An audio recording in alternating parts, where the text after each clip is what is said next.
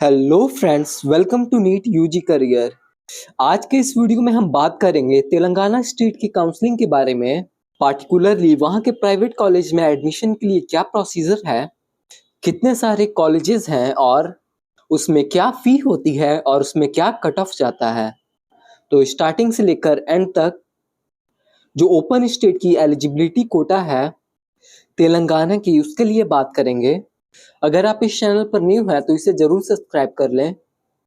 बात करते हैं तेलंगाना स्टेट काउंसलिंग, जो कि एक ओपन स्टेट है। इसमें कितने तरह के सीट होते हैं? एक तो गवर्नमेंट कोटा की सीट या स्टेट कोटा की सीट। उसके लिए कौन लोग एलिजिबल हैं?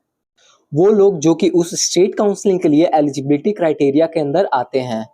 तेलंगाना के लिए जो एलिजिबिलिटी क्राइटेरिया है, उसमें non local candidates 15% unreserve seats के लिए अप्लाई कर सकते हैं। उसमें आपको क्या क्राइटेरिया फॉलो करना होगा? So you should have resided in Telangana for at least 7 consecutive years for academic or other purposes. 7 साल लगातार अगर वहाँ पढ़ाई करते हैं और आपका डोमिसाइल सर्टिफिकेट रेसिडेंशियल सर्टिफिकेट नहीं बना हुआ तो भी आप एलिजिबिलिटी रखते हैं एज अ नॉन लोकल। क्योंकि अगर आप मान लीजिए एमपी से हैं, आप एससी कैटेगरी में बिलोंग करते हैं, लेकिन ये क्राइटेरिया 7 ईयर्स कंसिक्यूटिव एकेडमिक्स और स्टेट के लिए आप क्राइटेरिया फुलफिल करते हैं, तो एससी कैटेगरी तो आपको एमपी में मिलेगी।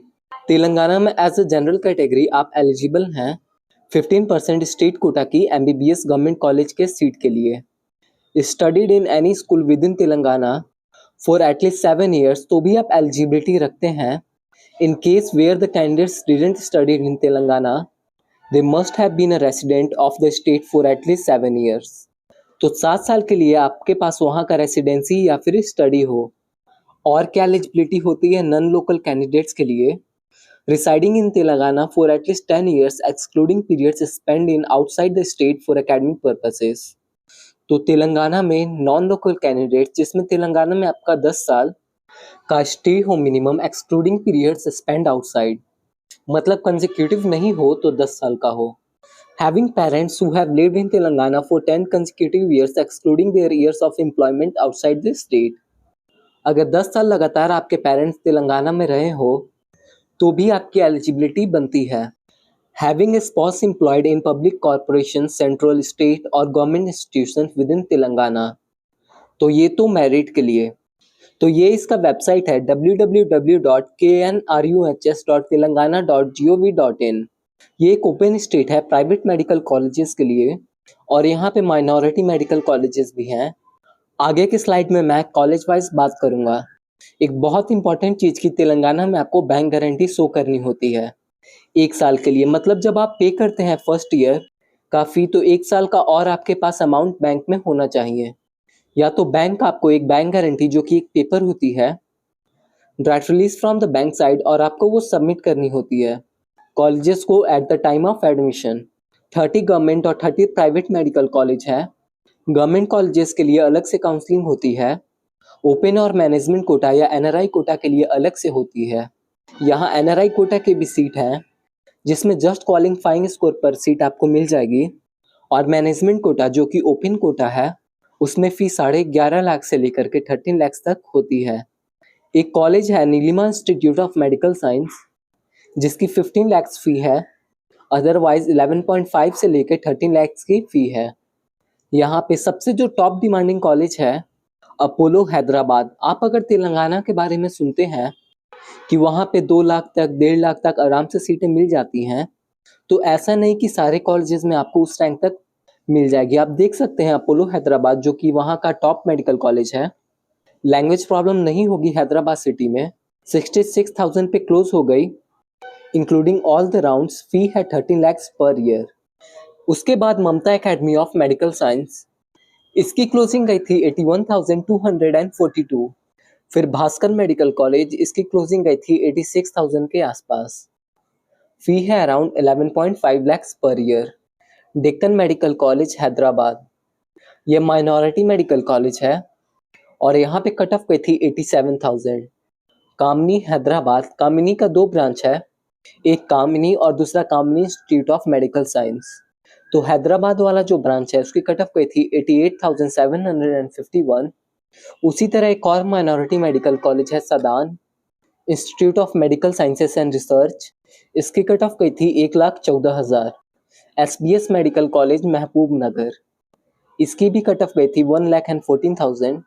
Medicity institute of medical sciences Ghanpur, इसकी कट ऑफ गई थी 1,22,625।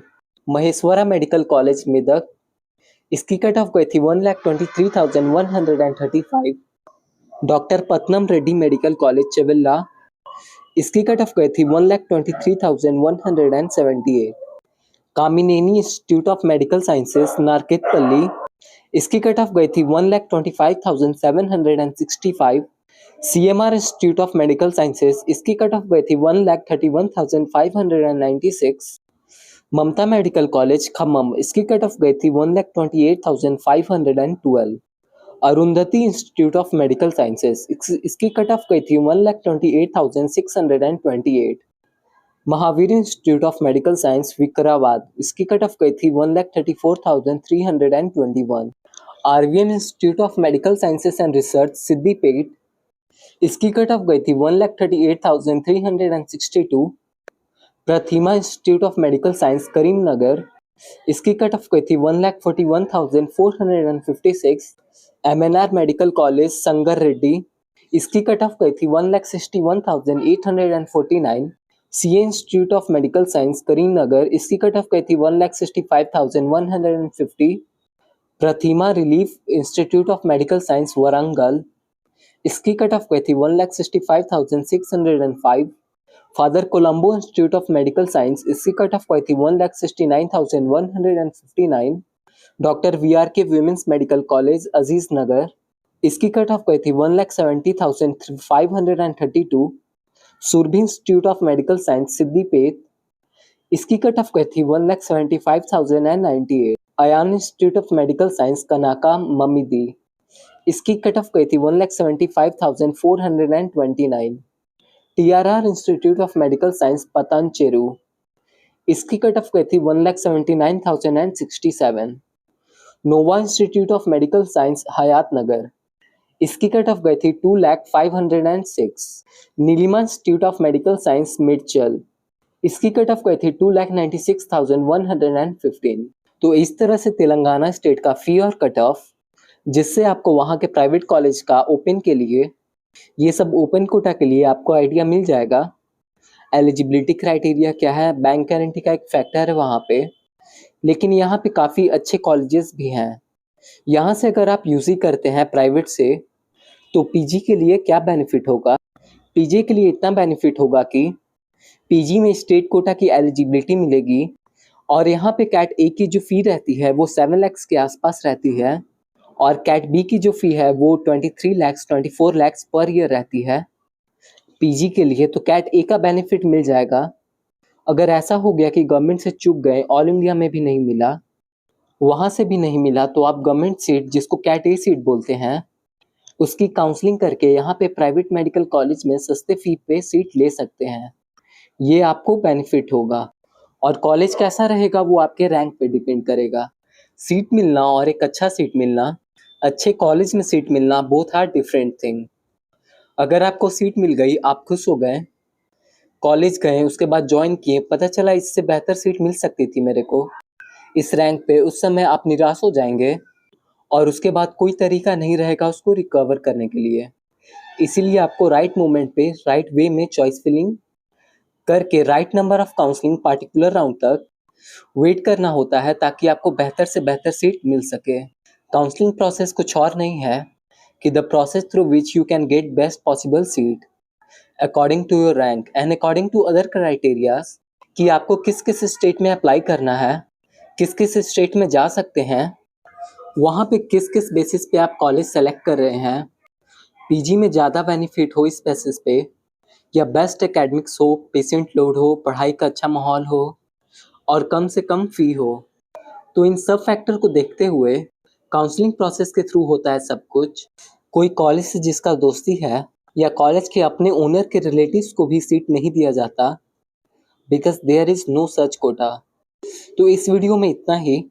इसी तरह से आपको मैं जो स्टेट्स बच गए हैं, जैसे महाराष्ट्र, कर्नाटका, वेस्ट बंगाल, इन सब स्टेट्स का मैंने वीडियो बना दिया है, बिहार का और ये तेलंगाना का। तो जो बचे रह गए हैं स्टेट्स, उनके कम से कम ओपन स्टेट काउंसलिंग का एक high level feature, cut off क्या होती है, फी स्ट्रक्चर क्या होती है, क्या हिडन फी रहता है वहाँ पे, बैंक गारंटी होती है कि नहीं, कितने कॉलेजेस हैं, उनके कौन कौन से नाम हैं, कौन से अच्छे कॉलेजेस हैं, इसका जानकारी आपको इस चैनल के माध्यम से जरूर मिल जाएगा आने वाले दिनों में। तो चैनल को जरूर सब्सक्राइब करके रख लें।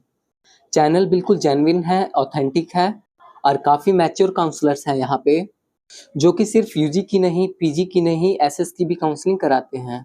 अगर आपको बीडीएस लेना हो तो एमडीएस की भी काउंसलिंग इसके थ्रू होती है। उससे बेहतर आपको फ़ायदा क्या होगा कि जो काउंसलर रहते हैं उनको डिपार्टमेंट वाइज डिटेल्स पता होते हैं कॉलेजेस के, कि कौन सा डिपार्टमेंट कैसा है, और उसी के बेसिस पर निर्धारित होता है कि वो कॉलेज कितना अच्छा है। So that's all from my side. Thank you for watching. Have a nice day.